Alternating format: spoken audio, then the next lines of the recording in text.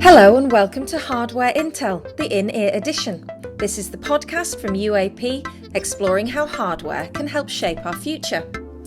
From households to large-scale industrial, we're going to be discussing a wide range of topics, with expert insight from within the building industry and thoughtful opinions about how hardware is advancing communities all around the world. We should never see a complaint, if you want to call it a complaint, as a negative. We see it as the start of improvement.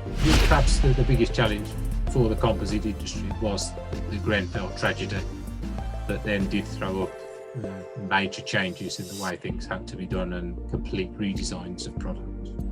I'm Sian Astley, a TV presenter and property expert, and I'm fascinated by the impact that good hardware solutions can have on all of our lives. In today's episode, we're going to be talking about the testing process and new product development at UAP and throughout the door hardware industry. Joining me are Julian Roberts, who's the Product Certification Manager at UAP, and John McLoughlin, the Technical Services Director. So gentlemen, tell me a little bit about yourselves and what you do at UAP. John, do you want to start? Yeah, no problem. Yes, John McLoughlin. I've been involved for a long time, mainly in new product development, and most of that in my career was to do with plastics. That much malign word, but they still have very good uses in medicine. I spent the last 14 years before joining UAP as an independent consultant, and that's where I first came into contact with UAP. So design development is my strength. So a very long history in dealing with new product development and this industry. Yes, longer than I care to mention. A long history means much experience. That's a good thing. Yes. And do you work with Julian all the time? Are you frequently in contact?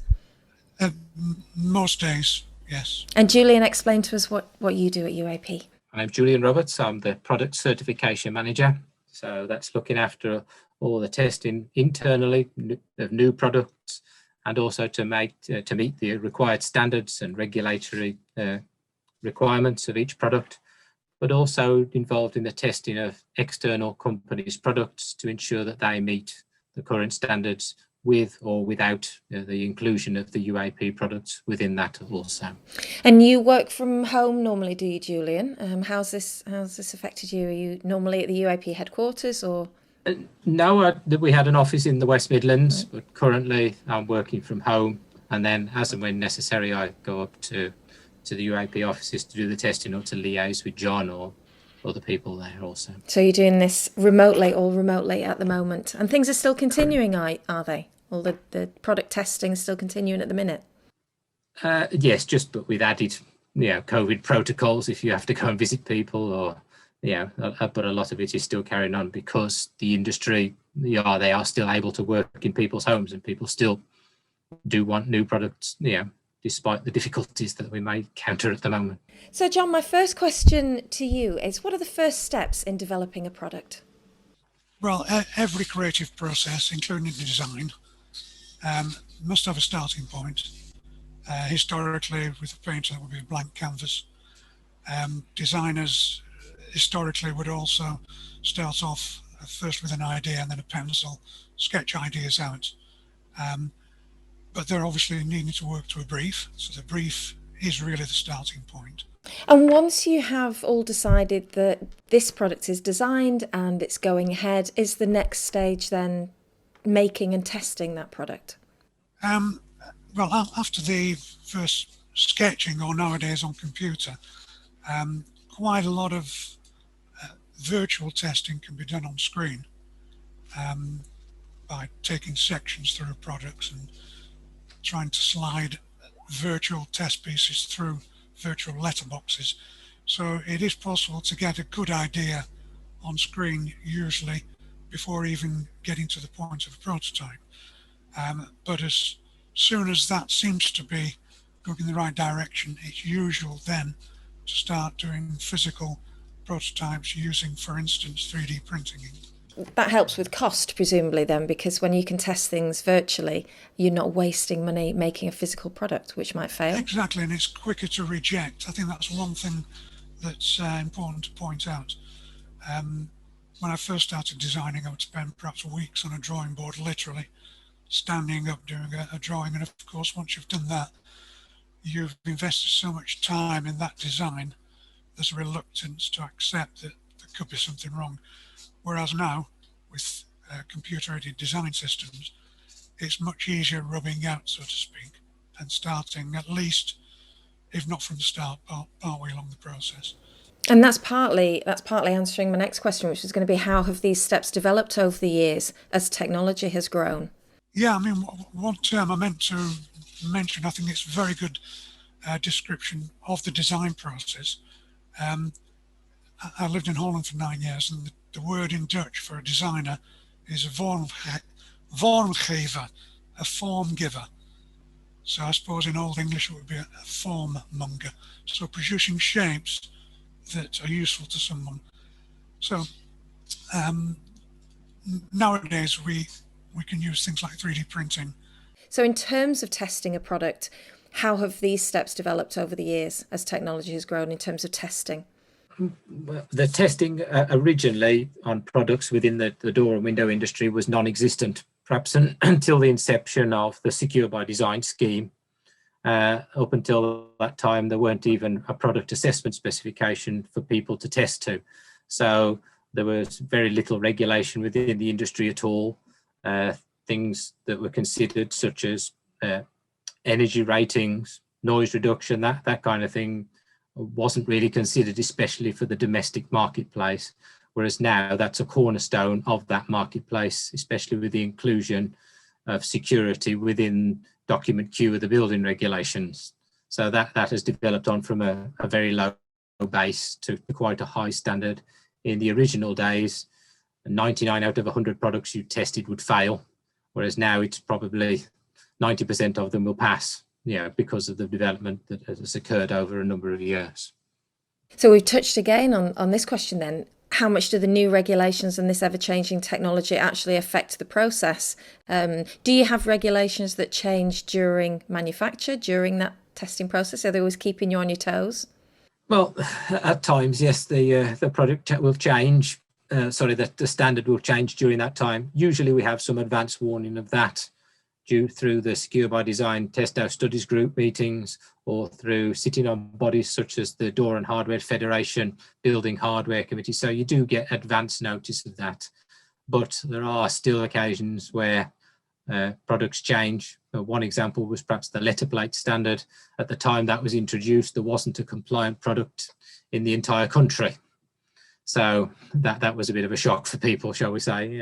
This is something that as me as a homeowner, I would never have imagined that would be something that you'd have to test. You just think letterbox, but actually the security implications are huge, aren't they?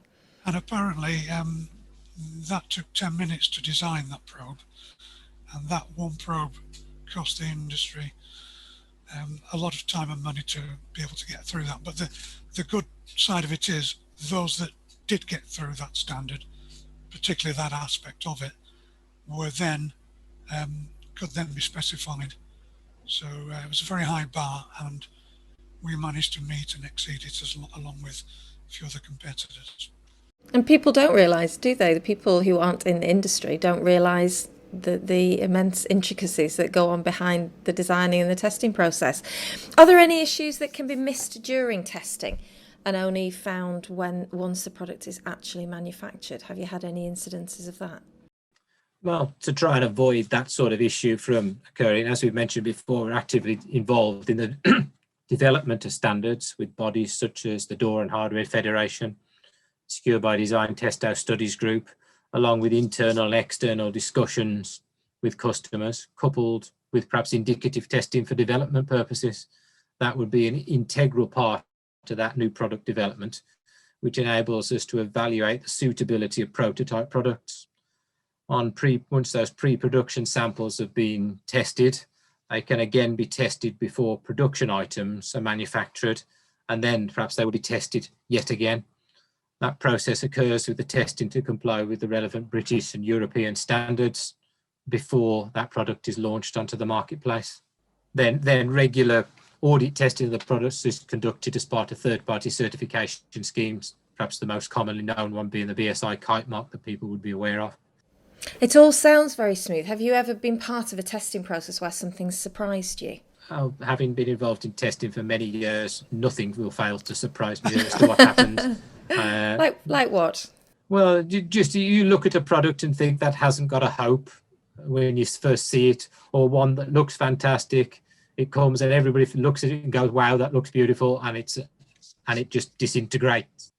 And of course, one thing that's also developing, as well as test methods, is the ingenuity of people who want to get around security. So there is a constant stepwise battle between,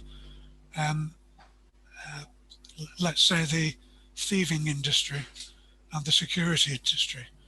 So, we have even invited to UAP individuals who have crossed that boundary from offenders into consultants in security. So we always try to anticipate, obviously with test methods, physical standards that have to be met and strength, but also anticipate reasonable abuse as well. And when you have invited such people to the UAP offices to look at the products, have they ever surprised you and sort of got into something or managed to easily bypass a security product that you thought this'll definitely get them foxed? No, quite the opposite. In fact, the reason we invited him was he'd been on television showing how easy it was to get into low security cylinders, and the one that he showed without our knowledge, he showed one of our cylinders being very difficult to breach. Everybody loves a bit of jeopardy, don't they? So let's talk a little bit about the challenges within the industry. Julian, what sort of challenges do you regularly come across whilst testing products? Well, aside from the testing and development of our own product that throws up many challenges, we're also involved with the testing of other companies' entire door sets. Perhaps a slight change in product specification for cost-saving purposes, we say, may cause other issues.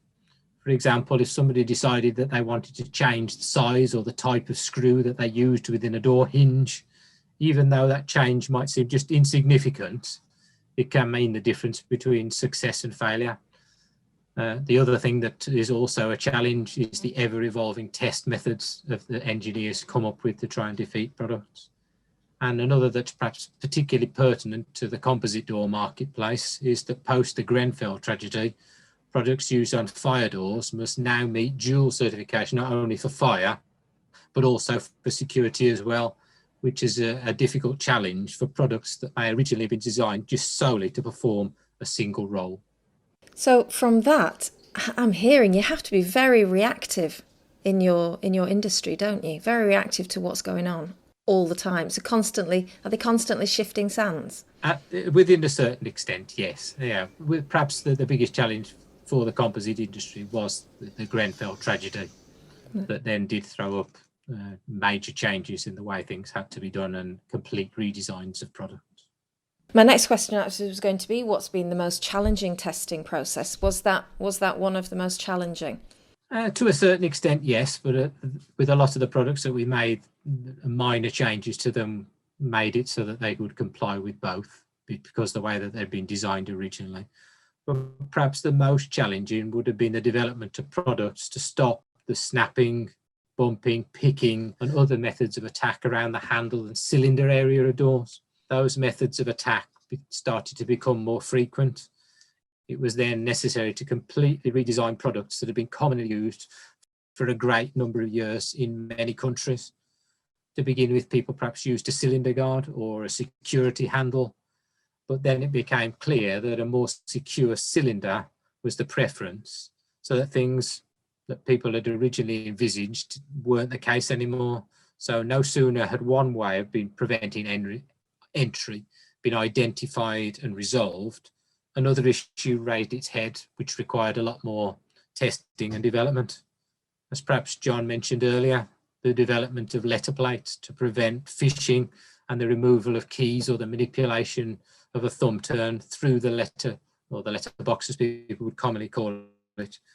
Perhaps at the inception of that standard for that and its inclusion within the Secure by Design scheme, there were no products on the marketplace that met that and were compliant. So once some did become available, they weren't very aesthetically pleasing to the customers. So it was a challenge to make one that was, and we probably now have the slimmest, or the two slimmest products on the marketplace, that the one of which very closely resembled what you would call a standard product that you would see, but with the enhanced security features. You touched on earlier, John, the feedback that you were getting from fitters and how that changed that design process. So I'm presuming that fitters and people that purchase the products often come back with feedback. How would you say that that is dealt with by UAP and the testing process? I think very reactively and positively. Bear in mind that the vast majority of the letter plates are fitted in factories where doors are manufactured. So it's an industrial process rather than do-it-yourself process in the vast majority of cases. So there will always be some minor and some major differences in how particular companies actually assemble doors. And just recently we got some feedback from one particular customer, but there may be others, who happen to machine the aperture in a particular way, and that has given us a challenge to make it easier for them to accommodate our new slim letter plate. So we're looking at a modification that's not a big modification in terms of change of size or appearance for part of that internal external assembly, but it will get around their particular problem, and certainly they've reacted extremely positively to that response that we had. So we should never see a complaint, if you want to call it a complaint, as a negative. We see it as the start of improvement. And as you move more into the domestic market, or not just industrial fitting within factories, so do you get feedback from fitters on the jobs in households, or from customers feedback once it's actually fitted? Does that track through to you, or is it just that a product doesn't sell? How does that work? The majority of the product would actually be sold directly into door and hardware companies rather than being to the public. But we'd always seek feedback from staff and customers, perhaps before products are launched, as well as being tested. We'd always do small scale trials of product fitting, usage and evaluation before they're actually launched. It would be a usual practice to provide people with installation instructions for products, and then feedback from customers, whoever that might be. That's a vital part of the ongoing continual development process. And then a program in ISO of continuing product improvement. Just one example, maybe we developed a child-safe push-to-turn thumb turn cylinder, which was ideal for people perhaps with young children in a home. However, because you had to push and then turn, perhaps a similar product would be at the top of a medicine bottle, although this product wasn't as hard to operate as that. Then somebody perhaps who had dexterity issues, that could become slightly problematic to them. So we developed that further on so that it had a helix thumb turn. Effectively it pushed, but with very little force required by turning this, so that somebody who had those kind of issues. So that was based on the feedback that we received. While the one product is ideal for one solution, then it perhaps is not always ideal for somebody else who had mobility or arthritis or those kind of issues. So sometimes a product can go out to the market and not surprised, but something unexpected will come back from the feedback. That can happen. The term inclusive design really captures that. The handle that we sell as DDA or EA, Equalities Act compliant, not only makes it easier for those with mobility and disability issues to use the handle, but it also looks good. It doesn't look like a specially designed product for those unfortunate people. It's a handle that has ease of use for just about everyone. So you don't really want to be identifying to the criminal fraternity that sort of person lives in a property. That's not a nice thing to do, really. So we talked a little bit earlier about Grenfell and how the testing process had reacted to a catastrophe like that. And I guess like COVID is similar. It's something that just came out of the blue and has impacted massively because, as you say, you're having to test antibacterially. Or how's that worked? Well, we had a head start in that a few years ago. It was MRSA that was the big topic. So we already developed products with additives in the plastic that are active for the lifetime of the product. So even with cleaning, you're simply exposing more active silver compounds that are very effective in killing bacteria and viruses. We've got to be careful with claims because we have to be extremely careful that any tests we do are against standards that are meaningful and not making spurious claims. So we're very, very mindful of testing responsibly and claiming within those tests. How are UAP meeting the product development challenges for future years, both with staff and technology? In terms of product development, we are now lucky to have other staff members to hopefully pick up some of the experience that I've picked up over the years. So I'm very actively downloading as much as I can in the gradual transition into retirement, which I don't envisage too soon, to be honest. I still love what I'm doing, but that person in particular is very knowledgeable on digital manufacture, which includes 3D printing, for instance. What about you, Julian? What are your thoughts on how UAP are meeting that sort of challenge for future years? Well, we're trying to future-proof products by being actively involved in that product specification process with the customers, but also with the regulatory bodies, so that you can see what is coming down the line. If you'd said to somebody that they would have to test a product against the Internet of Things 2 years ago, I don't think anybody would even have heard of that term. So that's an ongoing process. So we can be ahead of the game there before such things become widely known as the actions of criminals. You'll extend into that rather than just a physical way of breaking into a property. Well, after all those answers, crikey, you two certainly do have challenges in what you do on a day-to-day basis, don't you? It certainly sounds like you're keeping ahead of that challenge. Thank you so much for the information you've given. It's been really interesting. Thank you, John. Thank you, Julian. So on the next episode of the Hardware Intel podcast, we're going to be talking about how we can enhance fire protection using modern technology. Thank you to today's guests again, Julian Roberts and John McLoughlin. And don't forget to subscribe, and we'll see you next time.